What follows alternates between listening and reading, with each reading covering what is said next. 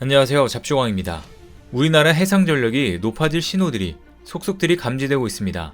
가장 먼저 해군의 오랜 염원이었던 경항공모함 사업이 내년에 다시 예정대로 추진하기로 하면서 전력 강화의 신호탄을 쏘아 올렸습니다. 국회에서 경항모 기본설계 예산 관련해서 여러가지 논란들이 많았지만 결국 원안대로 72억 원으로 확정되면서 지난달 대폭 삭감됐던 예산이 되살아난 겁니다. 그리고 최근 해병대 항공부대가 48년 만에 항공단 규모로 부활하면서 국가전략 기동군 임무를 수행할 공지기동대의 강력한 날개가 되어줄 것으로 기대되고 있는데요.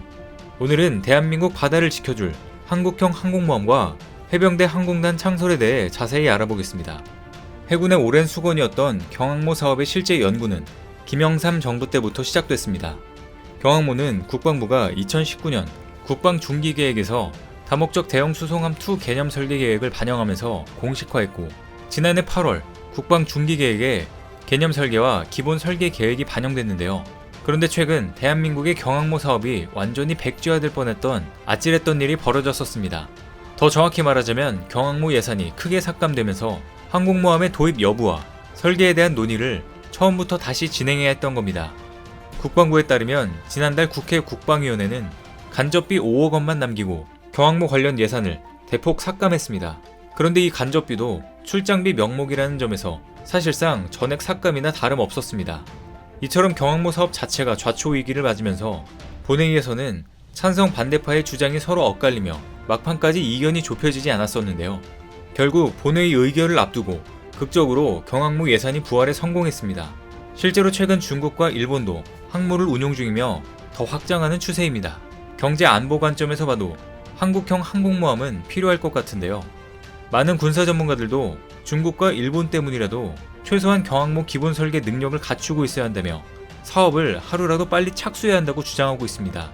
이와 같은 이유로 경항모는 더 늦출 수 없는 사업이고 사업 타당성도 충분히 검토되고 있을 만큼 첫 발만 내디디면 되는 거였는데요. 그러나 반대 측은 해군의 경항모 사업 추진이 포퓰리즘적이라고 비판하며 6조 원이라는 막대한 사업비가 소요된다며 애초부터 비용을 삭감해 원점으로 되돌리려고 했습니다. 그런데 사실은 반대 측에서도 어중간한 경항모보다 중형항모 건조로 전환하려는 움직임을 보인 것일 수도 있습니다.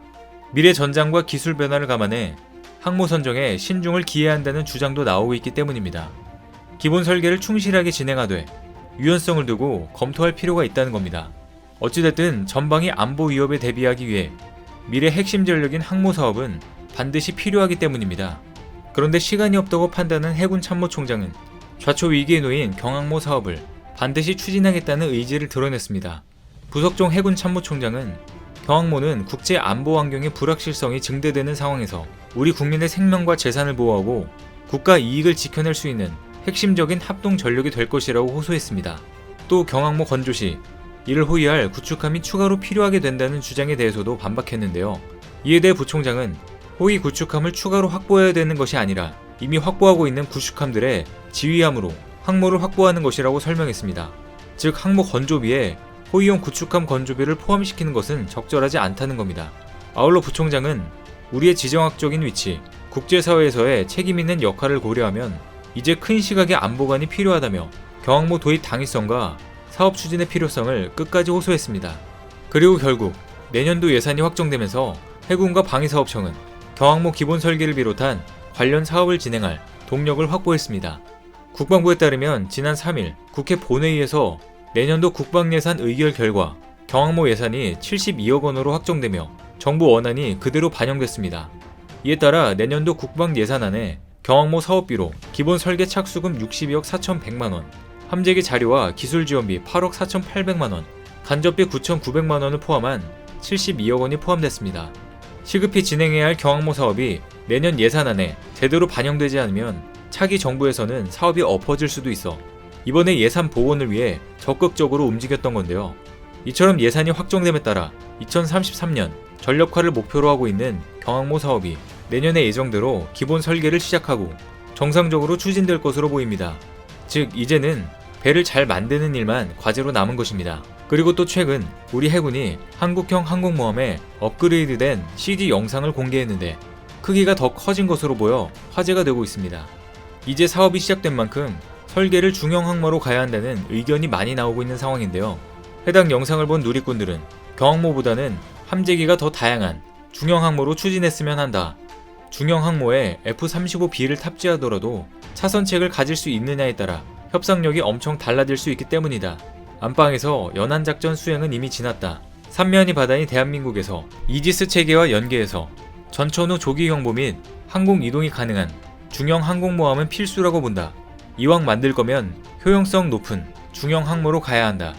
경항모를 만든다고 해도 10년 뒤쯤 나올 건데 그때쯤이면 중국 해군은 최소 중대형 항모 3척은 있을 것이다. 항모를 만들려면 최소 6만 5천 톤급 이상은 돼야 한다. 시간이 걸리더라도 7만 톤급으로 가야 한다 등 정규 항모로 가야 한다는 목소리가 많았습니다. 그런데 해당 영상에 등장한 항모는 미국의 아메리카급 강습 상륙함과 비슷해 보이는데요. 아메리카급은 미 해병대의 신형 항공기 MV-22B 오스프리와 F-35B를 운용하기 위해 크기가 더 커졌으며 더 크고 넓은 비행갑판을 갖추고 있습니다. 그 결과 와스프급이 20여 대의 항공기를 사용한 반면 아메리카급은 30대 이상의 각종 항공기를 운용할 수 있게 됐습니다. 우리 해군이 아메리카급 강습 상륙함과 비슷한 형태의 항공모함을 만든다면 전술 교리도 미군이 사용하고 있는 것과 유사하게 될 가능성이 높습니다. 아메리카급 강습 상륙함은 항공모함이라고 불릴 만큼 크기도 상당합니다. 실제로 지난 2014년에 추역한 아메리카급은 길이 257m, 만재 배수량 4만 5천 톤급으로 배수량은 프랑스 해군의 핵추진 항공모함인 샤를 드골보다 3천 톤 이상이 큽니다. 사실상 항공모함이라고 불러도 될 만큼 큰 크기를 자랑하며 해외에서는 세계에서 6번째로 큰 항공모함으로 분류하기도 합니다. 미국의 경우 아메리카급 지휘 통제는 해군이 하고 F-35와 오스프리는 해병대가 운용하는 만큼 우리도 그것과 비슷하게 될 가능성이 있는데요. 그런데 최근 해병대 항공단이 48년 만에 창설되면서 실제로 이것이 이루어질 가능성이 높아졌습니다. 해병대 항공단은 적의 무력 도발 시 적진을 빠르게 파고드는 입체 고속 상륙 작전을 성공시킬 핵심 전력이 될 것으로 보이기 때문입니다. 이들은 전시 상륙 작전 임무 투입은 물론 국가 전략 도서 방어, 신속 대응 작전, 재해 재난 지원 등 다양한 작전에서도 임무를 수행할 예정입니다. 이처럼 해병대 항공단 재창설을 기념하는 행사에는 반가운 손님들이 대거 참석했는데요. 한국군보다 많은 미 해병 장군들이 항공단 기념 행사가 열린 포항에 총출동해 한미 해병대의 오랜 인연을 강조하며 깊은 관심을 보였습니다. 뿐만 아니라 카이와 현대중공업이 본격적으로 협력하기로 하면서 한국형 항모 사업에도 속도가 붙기 시작했습니다. 앞서 지난 10월 현대중공업과 카이는 업무 협약을 체결하며 KF-21에 함재기형까지 준비 중인 것으로 알려졌는데요. 현대중공업은 한국형 경항모에 기본 토대를 닦는 중으로 지난 6월에는 마덱스에서 무인 항공기의 함정을 운영할 수 있는 한국형 항공모함 최신 모형을 공개하기도 했었습니다. 이제는 대한민국 최초의 항공모함이 성공적으로 개발돼 대항 해군으로 성장하는 것은 시간 문제일 것으로 보입니다. 한국의 전략적 환경에서 적합한 한국형 항모가 하루빨리 탄생해 일본과 중국의 허세를 눌러버렸으면 좋겠는데요.